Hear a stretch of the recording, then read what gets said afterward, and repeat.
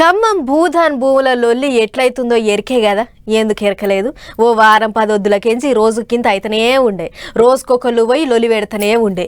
ఏం తక్కువ 700 ఇండ్లకు మీదనే కూలగొడితే 2000 మందికి మీదనే రోడ్డున పడ్డారని బొబ్బ చేయబట్టిరి ప్రతిపక్ష పోళ్ళు.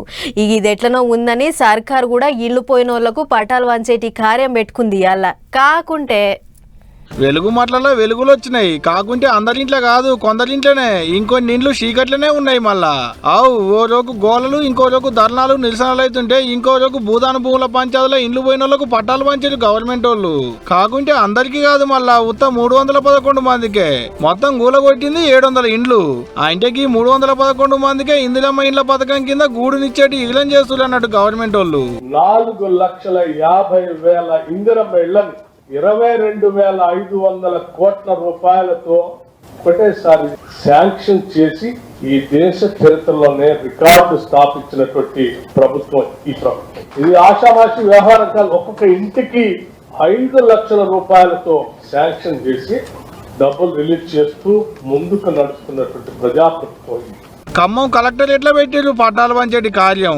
చిన్న సీఎం బయటిసారి ఇంతమంది మంత్రులు దగ్గరుండి పంచి పెట్టిరు ఇండ్ల పట్టాలు.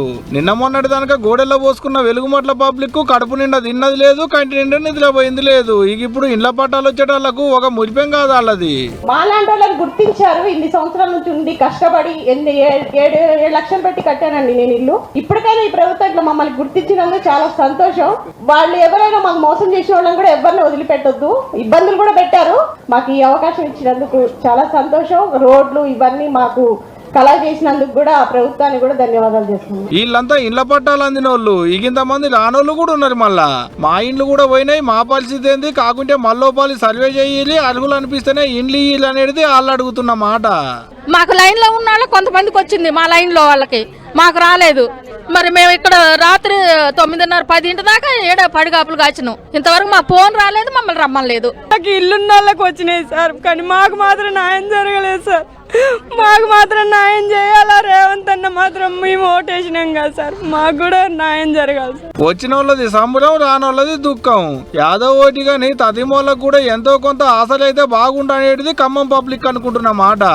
ఏదైతే గాని తాకత లేనప్పుడు తగుడు దొరికినా పరమాన్నం వండుకోవచ్చు అన్నట్టు కొంతమంది కన్నా బాధలు భాషనైతే తీయాలి. ఆడికే 10,000.